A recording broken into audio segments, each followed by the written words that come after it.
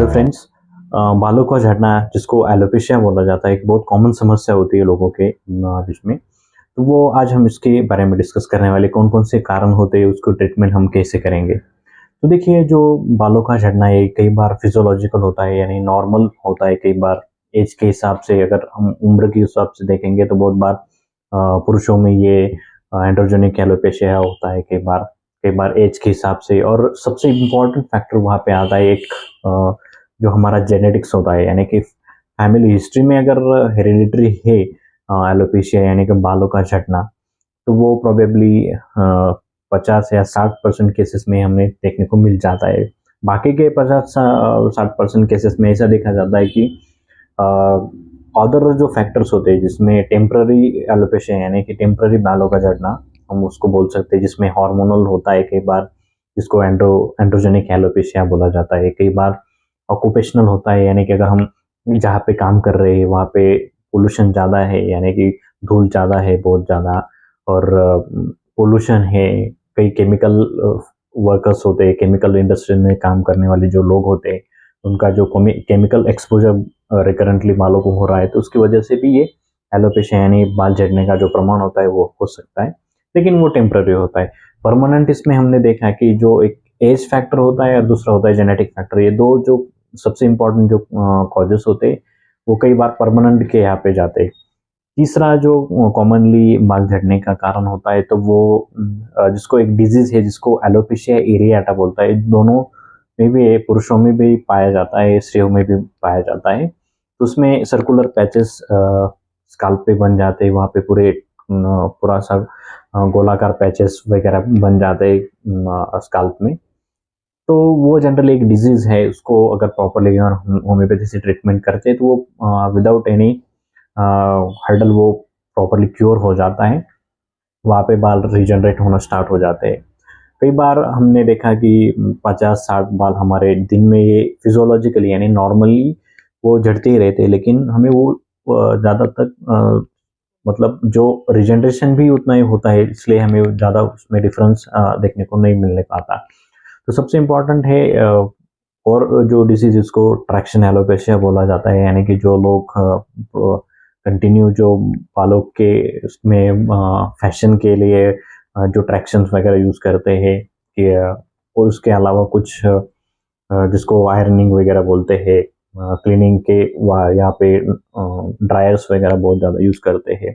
तो उसमें जो टेक्सचर्स वगैरह होता है बालों का, वो ये हो जाता है, मतलब डिजीज हो जाता है, टेक्सचर चेंज हो जाता है, वो ब्रिटल हो जाते हैं, उसकी वजह से वो झड़ना स्टार्ट हो जाता है। और कुछ चीज़ें जो कि बालों के झड़ने के लिए बहुत इम्पोर्टेंट है, उसमें जो हमारा जो खाना पीना है, उसमें अगर प्रॉपरली बैलेंस डाइट नहीं है, तो वो जो माइक्रोन्यूट्रिएंट्स होते हैं, जैसे कि जिंक हो गया, सेलेनियम हो गया, जो ट्रेस एलिमेंट्स वगैरह हो गया, विटामिन्स हो गए, एंटीऑक्सीडेंट्स हो गए, अगर वो प्रोबेबली आपके आहार में, डाइट में प्रॉपरली नहीं है, तो वो इसको अफेक्ट कर जाते हैं। कई बार ऐसा देखा जाता है कि प्रोबेबली सिटीज़ में ऐसा पाया जाता है कि बहुत बार लोग जंक फूड वगैरह खाते हैं, तो उसकी वजह से जो प्रोबेबली जो न्यूट्रिशियस डाइट जो होते हैं, जो न्यूट्रिशंस होते हैं, माइक्रोन्यूट्रिएंट्स होते हैं, वो शरीर को नहीं मिलते, वो बालों को नहीं मिलते, क्योंकि जो कि उसके पोषण के लिए बहुत इंपॉर्टेंट हो जाता है। बहुत बार हम ट्रीटमेंट लेते हैं, बहुत सारे ऑयल्स वगैरह अप्लाई करते हैं, लेकिन वो जो रिजल्ट्स है वो पेशेंट में नहीं देखने को मिलता। तो उसकी वजह से कि जो हम डाइट ले रहे हैं, उसमें से हमें जो शरीर के लिए जो इम्पोर्टेंट एलिमेंट्स है वो आपको मिल रहे हैं या नहीं मिल रहे, उसका विचार करना बहुत इम्पोर्टेंट है वहाँ पे।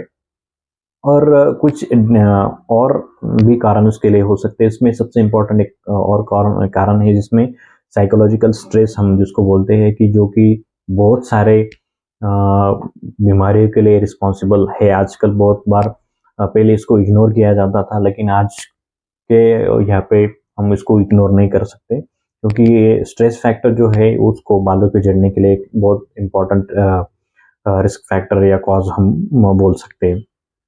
तो ट्रीटमेंट जो डिपेंड करती है आपकी, तो सबसे इम्पोर्टेंट जो आपके शरीर में कौन से कारणों की वजह से बाल झड़ रहे हैं, ये देखना डॉक्टर के लिए बहुत इम्पोर्टेंट हो जाता है। तो उसके हिसाब से अगर हम प्रॉपरली अगर ट्रीटमेंट कर देते हैं तो आपके जो बाल होते हैं वो फिर से रिजनरेशन आना स्टार्ट हो जाता है। होम्योपैथी में बहुत अच्छे से मेडिसिन्स इसके लिए अवेलेबल है, जो कि बालों को न्यूट्रिशंस देने के लिए, रिजनरेट के लिए करने के लिए वो काम करते हैं, और रिजनरेशन करके आपके बाल फिर से वहाँ पे ग्रो होना स्टार्ट हो जाता है। तो सबसे इम्पोर्टेंट है ये है कि आप खुद से ही इसको ट्रीटमेंट करते हैं, लेकिन प्रॉबेबली आपको अगर वहाँ पे फ़र्क नहीं महसूस हो रहा है तो आप डॉक्टर के पास जाइए। वहाँ पे कॉजेज़ डॉक्टर वहाँ पे इवैल्यूएट करेंगे कि कौन से कारण की वजह से आपको एलोपेशिया यानी कि बाल झड़ रहे हैं। तो जो रिकवरी है वो आपको अच्छे से देखने को मिल जाती है, और जो external medications as well as internal medication से जो रिकवरी है वो अर्ली हो जाएगी। So I hope this video is helpful for you. So thank you so much.